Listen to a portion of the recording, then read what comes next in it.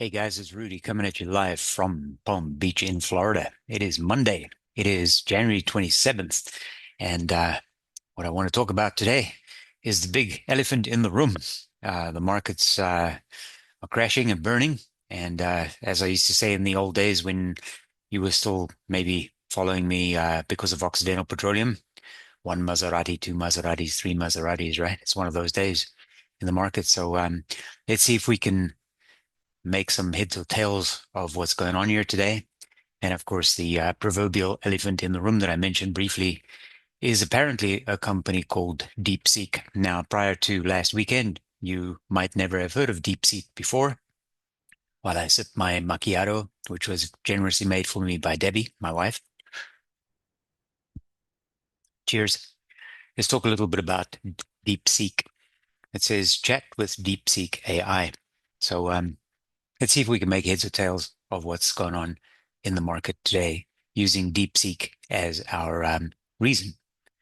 So the first thing I want to do is just give you a little bit of housekeeping. I'm going to be away for the next month or so, and I'm actually attending during the month. I'm going to the mining indaba, which is in Cape Town in South Africa, which happens to be the place where I was born and raised. So this is the entrance lobby of the mining indaba, which is a huge conference in Cape Town every year, usually in February. And you can see some snapshots from the last time when I was there, which was February of 2023. Um, so you meet some mining CEOs one-on-one at a forum called the One-to-One Investment Forum. And then you can also attend sessions in the mining indaba. It's held in the city of Cape Town, where, as I said, I was born and raised.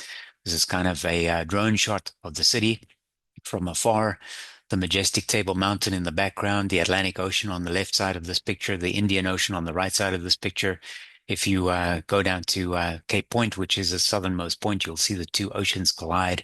Anyway, if you've never been to South Africa and you've never visited Cape Town, this is quite an impressive city to visit, and especially if you go in January or February or so, because it's summer and it's beautiful in Cape Town, generally speaking, in January, February, March, etc. It's great all year round. You just want to avoid Cape Town in July or August when it's winter and it's rainy and miserable every single day. But anyway, I'm going to be away for a while, so I thought I'll make a video just before I leave.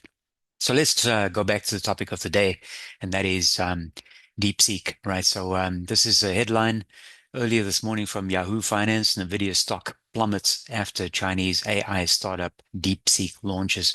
And you can see for yourself the headlines. They're pretty much all following the same theme, if I could call it that.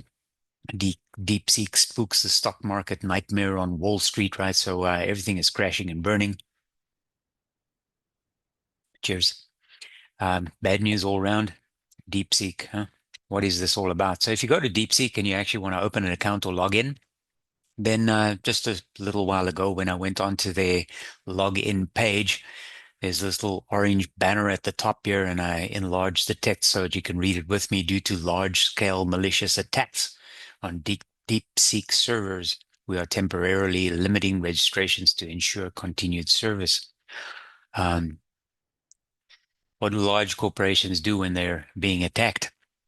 Well, if it's technology and you're being attacked in terms of your stock crashing, you probably take some of the smartest people that you have in your tech room and see if you can crash this horrible entity that's causing you so much strife. But anyway, I don't have any standing in terms of making allegations of that in that regard. So I'll just say what they said: due to large-scale malicious attacks. Who would be attacking them? Who has the wherewithal to do it and the motivation to do it? Ask yourself those questions. You probably answer the other question yourself. Who owns DeepSeek? So where does this thing even come from? DeepSeek is a Chinese artificial intelligence company which develops open source large language models. It is owned and solely funded by Chinese hedge fund High Flyer, both founded and run by Liang Wenfeng and based in Hangzhou in China. What's happening? DeepSeek's sudden popularity, literally since over the weekend, really, has startled stock markets in Europe and the United States. This was earlier today. ASML, the Dutch chip equipment maker, saw its share price tumble by more than 10%, while shares in Siemens Energy It's a German company which makes hardware related to AI, plunged by 21%, right? So bad news all around. So, as you all know by now, I kind of follow the oil markets and the energy sector quite religiously, but I'm not very familiar with AI and certainly not with technology stocks in general. But many people are, including this guy, Morgan Brown. And I hope Morgan will forgive me for using some of his content to share with you. If you want up-to-date information, and pretty much the only place where you can actually get unfiltered news today is X. You can follow Morgan on X, Morgan B on X, at X, or at Morgan B on X. And I figured, you know what, if I do a little bit of research to share information with you, I'm going to find the best resource I can identify. And in my most humble opinion, it happens to be Morgan. He does have some standing in this regard. Um, he previously was the VP of Product and Growth for Dropbox, previously worked at Instagram and Shopify. He's also the author of the book, Hacking Growth. So unlike me, Morgan actually has some standing. So what I'm going to do is just on 3 slides or so, I want to share some of his content with you. He writes, first, some context. Right now, training top AI models is insanely expensive. OpenAI, Anthropic, etc., spent $100 million just on compute. They need massive data centers with thousands of $40,000 GPUs, processing units, graphic processing units. It's like needing a whole power plant to run a factory. I do have some standing in this regard from previous life when I worked in fintech. This is sort of Nortel of days gone by, right? They used to sell these super expensive switches for uh, communications and telephone systems until it was no longer required because everybody walks around with a little mobile phone in their hand, which is a supercomputer. Morgan continues. He writes, DeepSeek just showed up and said, "LOL, what if we did this for 5 million?" And they didn't just talk, they actually did it. Their models match or beat GPT-4 and Claude on many tasks. The AI world, as my teenagers would say, is shook. But how?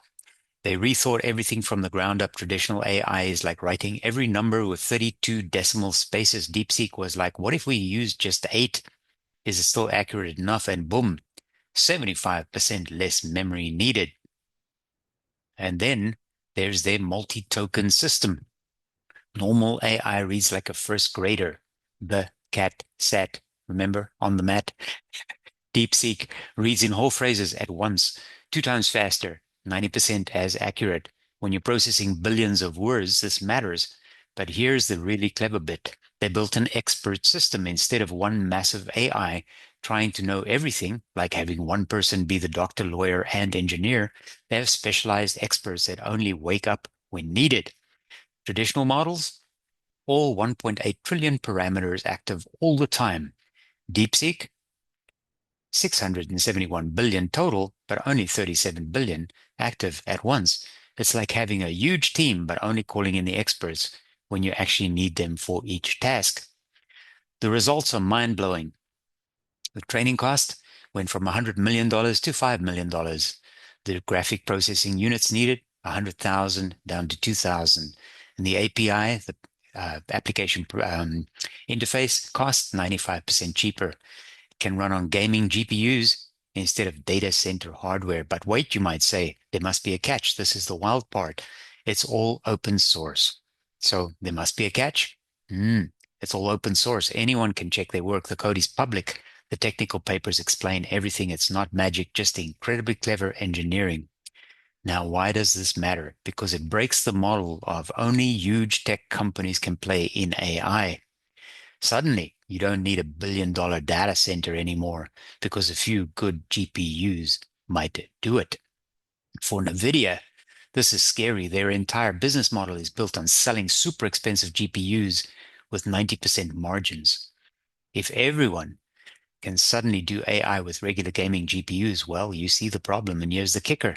DeepSeek did this with a team of less than 200 people. Meanwhile, Meta has teams where the compensation alone exceeds DeepSeek's entire training budget, and their models aren't even as good, Morgan says. This is a classic disruption story. Incumbents optimize existing processes while disruptors rethink the fundamental approach. DeepSeek asked, what if we did this smarter instead of just throwing more hardware at it? So now, here's where it gets where it becomes really interesting for people who invest like we do on this channel, because pretty much everyone who's watching this is an investor of sorts. I stole this little cartoon from Hedgeye, whom you can also follow on Eggs. Buy the dip. My question is, seriously, is that really what we want to do? Anytime there's a dip in the market, you just buy the dip. Sometimes it's great. Sometimes it's like catching a falling knife, right? So you have to be really, really careful. And that's why I said, seriously. Well, it's not me, but seriously. When I look at Nvidia, and this is a 5-year snapshot, it's probably one of the most awesome pictures you'll see as an investor. I don't have a long position directly in Nvidia, but I do have an indirect position. I'll share that with you in just a minute, right? But if you were lucky enough from a timing point of view to have opened a position in Nvidia for like $5 or $6 5 years ago, January 31st, 2020, it was trading at $5.91, and you just held it, despite today's dip, you would be up like almost 2,000%, right? So you bought it for like, let's call it $6. It's trading at 120. Um, these things don't happen very often. This would be a phenomenal performance. Congratulations to you.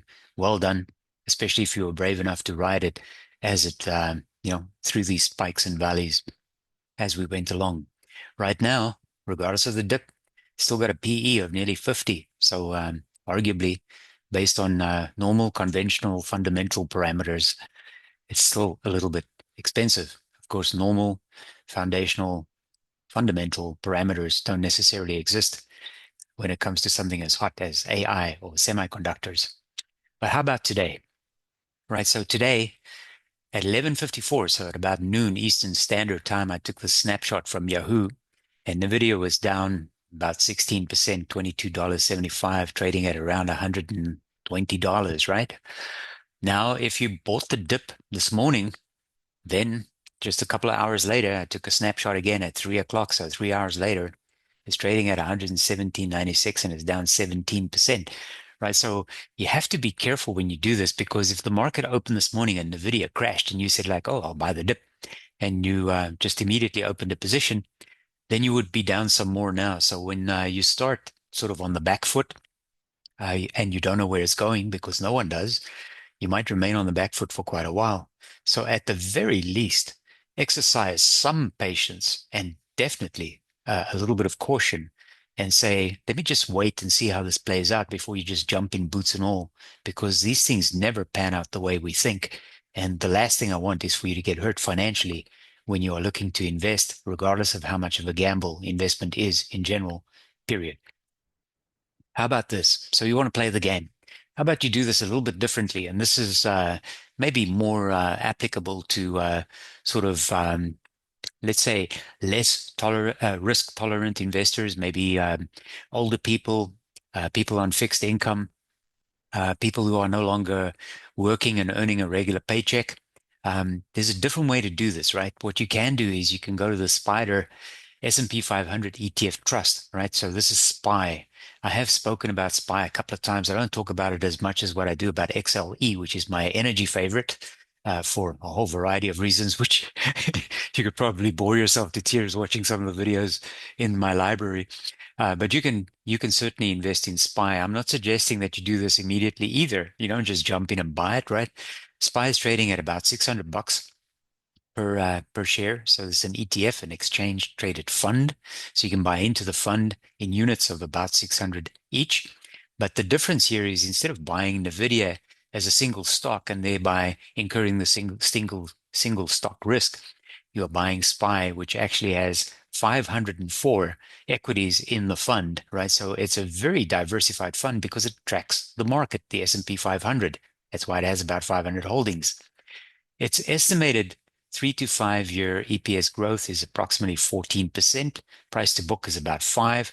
This is a huge fund, right? So average weighted market cap. You can see at the bottom of the screen there, the ticker symbol is SPY, and its price earnings ratio is half of that of Nvidia.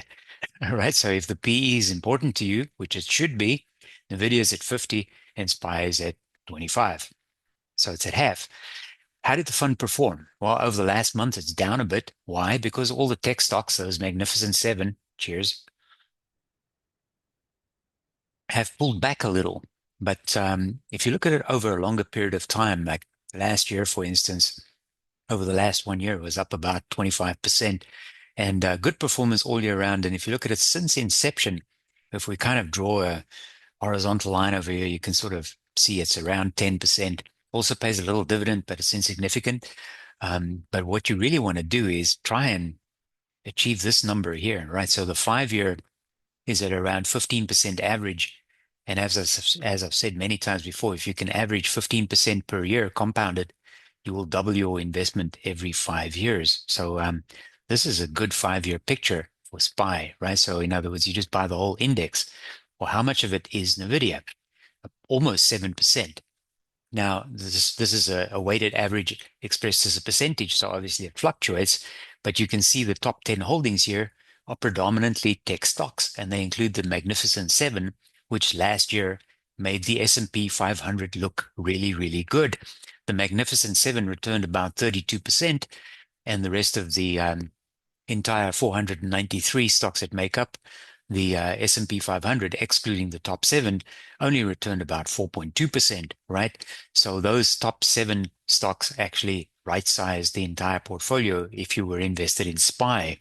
But this is a way for you to dabble and play a little bit in the AI and certainly to a degree anyway, get into a combination that is mostly tech, AI and all things that are sort of modern and used every single day by most people on the planet, including the people watching this video right now. The other thing that's important here is that the top 10 holdings that are listed over here on the right-hand side, so on the far left, shows you that about 37% of SPY's total assets are these top 10 companies. It's a big chunk, but conversely, it means that about 63% of the rest of SPY is not these tech stocks or AI stocks, which means you also diversifying risk across multiple sectors. So what exactly does SPY consist of? So there's the information technology, but you can see at a glance here, there's about 14% in financials. We have about 11% in consumer discretionary. There's about 10% in healthcare. Down at the bottom here, about 8% in industrials, 5% in consumer staples. So this is a hugely diversified equity for you to hold, where you can say, now I'm playing the game without actually incurring the risk that is related and commensurate with holding single stocks, right? So if your only stock holding was Nvidia and you bought it at $5 or $6, you've done phenomenally well. But if your only stock was Nvidia and maybe you open that position at, $140, $150 per share, regardless of the fact that they've had some splits along the way, talking about the current price, then you'd probably be less happy because your performance is not looking good on paper right now. In fact, you're getting squished. So this is a way for you to actually sort of mitigate that risk at least a little and make sure that you don't get caught with your proverbial pants down. So this is a little bit about DeepSeek and more about the rest of the market. What I want you to do is just think carefully before you might consider jumping in boots and all and saying, I'm going to buy the dip. Like we don't want you to do that. And ultimately, if you decide that you want to play in this game anyway, there are very many different ways in which you can do it. And one of the easiest ways to do it with maybe the least risk. And sometimes people say, what fun is there in that? Right. And that's true. But you can always put a little bit of play money aside. But the easiest and most simple way for you to buy into any sector, including energy, which I talk about a lot, right? XLE, just buy the ETF and you can just hold it, especially if you're young and you're working, you can hold it almost like forever and you'll be just fine. And if you buy SPY, you're buying the entire S&P 500. Sometimes it's going to be down and sometimes it's going to be up, but over an extended period of time, especially if you can hold it for like 10 years or whatever, you're going to be just fine, right? So The compounded growth over an extended period of time is phenomenal, and it mitigates some of the single stock risk, which you can never really quantify because you don't know where it's going. So I'm going to close with this line, which was a famous line from the banker JP Morgan many, many years ago when he was asked, what is the stock market going to do tomorrow? And he said, it's going to go up. And if it doesn't go up, it will go down. Well, that's pretty much what you could say about stocks like Nvidia, Google, Amazon, Microsoft, etc. too. We don't know where it's going, so be cautious before you just jump in boots and all and buy the dip. And on that happy note, uh, it will be okay. Just give it time. Take care. Thanks for watching and subscribe.